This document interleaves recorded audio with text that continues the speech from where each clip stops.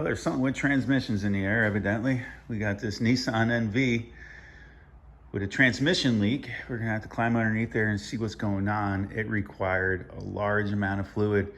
He was going on a long road trip and the fluid just started coming out. It appears the tail housing of the transmission. I started it up. You'll see I have a pan underneath it just to get it across the parking lot. So we're gonna start by removing the drive shaft, get in there, see what we can see, and hopefully it's nothing major. You're better to be safe than sorry, regardless of how level the situation is or whatnot. We're gonna be removing the drive shaft. And when you remove the drive shaft, you remove the ability of this thing to stay in park because you're no longer connected to the transmission. So be very mindful of this whenever you're taking a drive shaft out of a vehicle. We're gonna place this thing in neutral. Placing the vehicle in neutral will alleviate the pressure on the drive shaft. Another reason why we must block everything up. I'll give you a closer look of where the transmission fluid is coming from. As you can see, the whole undercarriage is soaked. But you'll see I have a pan up there tied to the bottom, and it's just coming out the tail housing. This is a two-piece drive shaft, so there is a carrier in the center.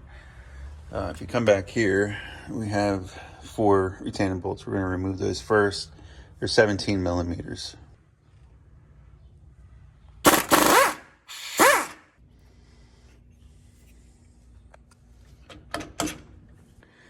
Something I like to do is scribe where I remove everything, just in case it's balanced as an assembly. A lot of times it's not. However, I just scribe them that way. I put them back in the original location that we found it. All right. Just set that down here. As I work my way up closer to the tail housing, you can see the fluid coming out the rear seal. As I'm looking at it, I'm inspecting the U-joints, making sure something didn't come apart that might have caused excessive vibration.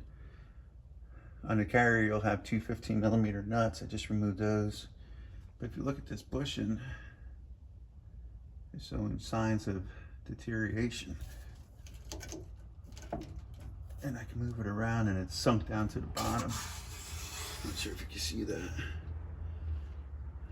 We'll be able to see more once we get it out of the vehicle. But she's not looking very healthy. So I'm not sure if that could have been causing some excessive vibration, but we'll find out. I'm just gonna lift up, get it over top of the 2 studs, and then we'll slide it back. Let that drive shaft drain out for a little bit. I'm gonna remove the drive shaft 100% because I gotta inspect this carrier.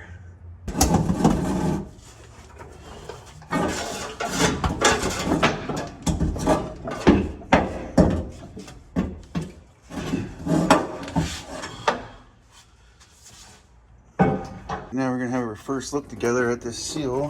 Let's see what the heck happened here. It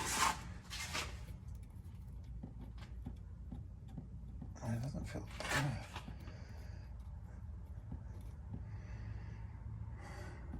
I'm gonna take a look at that bushing and that tail housing once we get this seal out. We're gonna start by popping the seal out. Seal definitely blew. You can see this bottom. This is before I start working on it. I just want to show you that bottom portion of the seal is blown out. What caused that? See it? She's blown.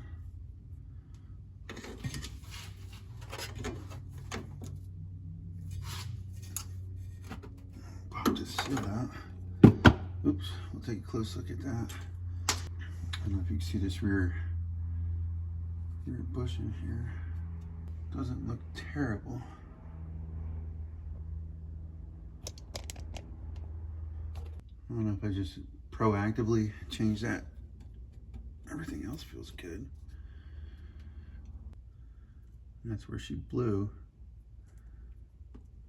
I'm not seeing any weird wear, like excessive wear on that seal.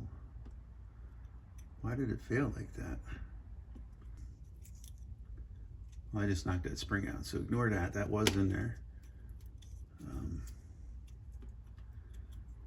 As you see, it blew. She failed right at the seam. Like usually, if a bushing's going bad, the lower half, you'll see more wear. And I think this is like a coated Babbitt style bearing, and I'm not seeing any change of color, but unless it is a full aluminum or something, I don't know. I'm assuming it's a Babbitt style bearing, bushing, whatever you want to call it. All right, just looking over all the U-joints, but here's a carrier as we found it. This is definitely shot. Just flopping around. You see the bottom half side of it. Rubber's floating around in there. I'm not sure if that can cause some excess vibration to carry through. It's a harmonic, so whenever you have something on a shaft, the vibration is going to carry throughout it. U-joints all feel relatively tight. I mean, let me give you a shot of the front section here. As far as the yoke itself, I'm not seeing any wear or any scoring. That feels really good. U-joint feels good. Well, today's the 4th of July, so happy 4th of July. Happy Independence Day to everyone out there. I only plan on working a half a day today, so I took you guys along with my preliminary findings, and you guys are right with me. So as far as I am today, is as far as I'll be tomorrow morning. So with that being said, if you guys have any opinions on what you would do in this situation, I know that carrier bushing, that whole bearing assembly needs to be replaced. The seal needs to be replaced.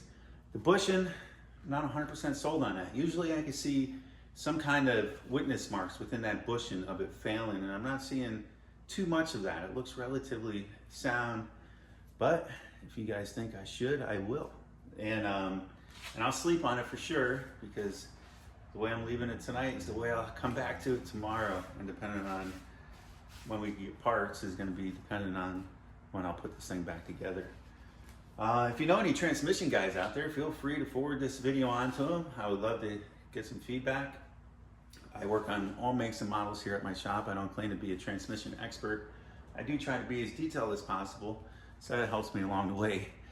But with that being said, if you haven't seen the video of that Ford Edge with the communication issues, be sure to go over to my YouTube channel and check it out, because the full video is now up. And that was one heck of a challenge, but we got it. We figured it out. The lady's happy and she's back on the road with no more issues. So I hope you guys have a good day. Until next time, stay tuned.